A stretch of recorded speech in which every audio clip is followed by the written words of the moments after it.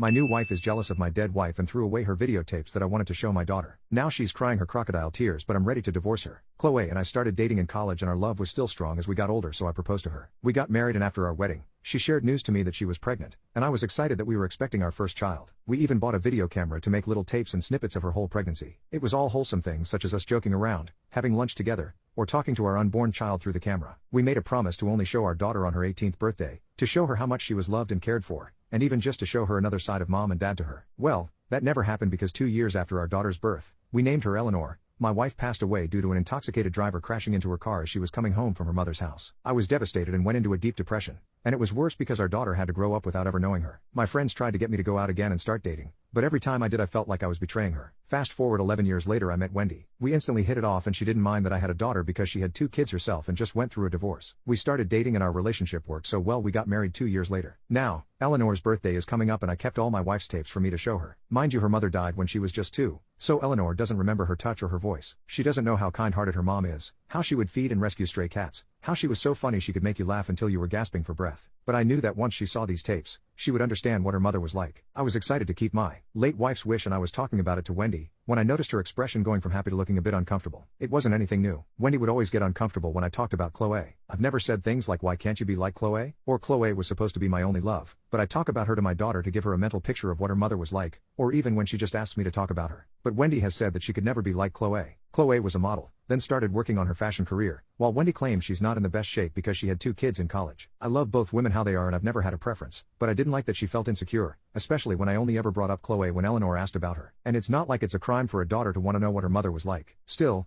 I comfort Wendy whenever she brings up these insecurities, and that day was no different. She broke down crying and I told her I love her just the way she was. The next day after that incident she came up to me and apologized for the way she acted last night. I told her it was okay and it's good that she felt comfortable enough to share her feelings, and I gave her a tight hug and a kiss on her forehead. She asked to see where the tapes were and I showed her the box of videotapes in my closet. She thanked me for showing her and everything was fine until the next morning. I wanted to put the tapes in a prettier box, but when I went to find them, the box wasn't in my closet. I looked everywhere and eventually went downstairs to look for it, and saw my wife laying on the couch watching TV. I asked her about the box and with a straight face she admitted she threw it away. My heart dropped and I asked her what she meant. She just said I talk about my ex-wife too much and I need to move on with my life, so she threw them away as a head start. I was fuming with anger because not only did she throw away what I had left of her, she threw away my daughter's big surprise. I told her I had moved on, but even if I hadn't, she had no right to do that. She had just thrown away a huge part of my life that I would never get back. And what's even worse is that my daughter would never get to see what her mom was like. She ruined everything. When I said that, she started apologizing, but sorry wasn't going to fix anything. I just went to my bedroom and locked myself in there while I cried all night. The next morning when I had calmed down a bit, I went through my computer to find old files or any type of video of my late wife to give to my daughter. It hurt even more because sometimes my daughter still cries over the fact she never got to meet her mother, and I really thought the tapes would bring her closer to her. As for my wife, I've been ignoring her for the past day, but she's been texting me nonstop about how sorry she is. I really just can't look at her right now though. The next day,